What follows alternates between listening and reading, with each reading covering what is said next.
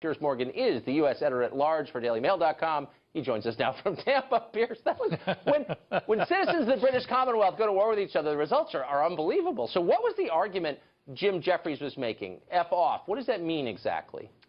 Well, look, it wasn't an argument, was it? He was just shutting me down by telling me to go forth and multiply. I mean, what was extraordinary was we just had a lengthy segment in the show, in Bill Maher's show, about the need for President Trump to be more factual, to always tell the truth, not to be erroneous with his facts and so on.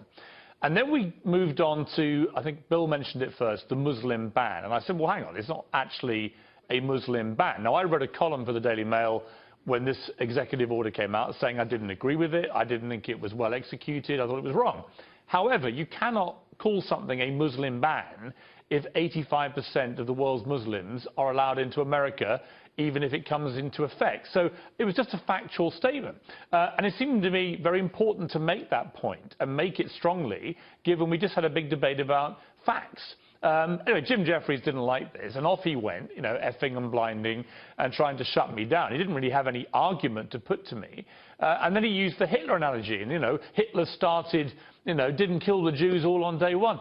I mean, to me, I'm sorry, but I just find this Hitler stuff with Donald Trump unbelievably offensive for two reasons. One, you know, Adolf Hitler killed 12 million people, including a systematic extermination of 6 million Jews in the Holocaust. This is not something we should be trivially throwing around about other people unless they have done similar acts. Donald Trump, to my knowledge, has not murdered anybody. All right, so this analogy of him being the new Hitler I find incredibly offensive. I also think it diminishes the scale and importance and horror of what Hitler did. So I think that should just be shut down. But, of course, you try and say this, and if you're not prepared now in the liberal world to say that he's the new Hitler, and you're not prepared to say every Muslim is banned from the country, you yourself then become the devil. And that's what happened to me. Right. You're complicit in these crimes. So to J K Rowling, I'm interested. I want the overview here for a sec. Like a lot of people, especially of her station, affluent, well-known celebrities, she's really upset, like more upset than I've ever seen a class of people ever be upset. What is that about? Why are people you'd think would be in a pretty good mood because they're insulated from every economic variation you can imagine? Why are they so mad right now? Well, she's a serial loser. I mean, the more that J K Rowling has screamed at people to vote in a certain way, the more her people have lost. So let's go through the checklist of glorious failure. She backed Ed Miliband in the last UK election. He got thumped by David Cameron. She then moved on to back the Remain campaign to stay in Europe, and obviously we Brexited, so she lost that as well. She then threw her substantial political influence behind Hillary Clinton, shouting down anybody that disagreed with her.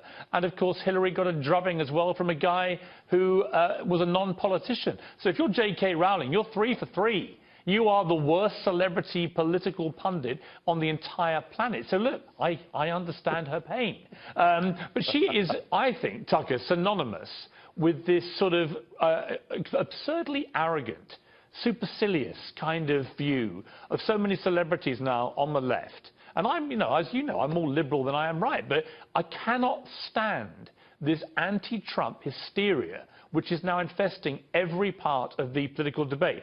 Donald Trump's been president for less than 1 month. He has not been remotely monstrous, not by any standards of a dictator. Let's all just take as I said on Mar, a gigantic chill pill, and let's just see how he plays out.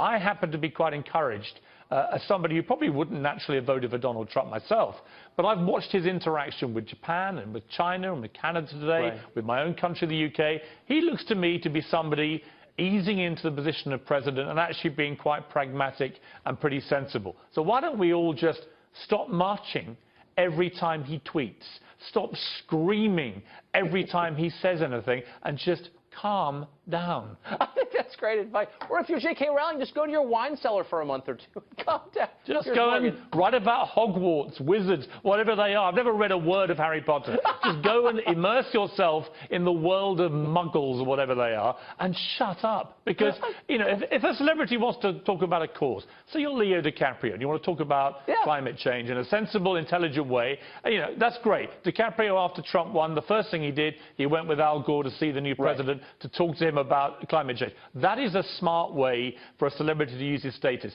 But to be somebody famous and just assume your view somehow is more important than everybody else's. And if somebody doesn't agree with that view, you must scream them down like they're the devil. I think it's pathetic. I love it when Brits fight. Piers Morgan, thank you for that.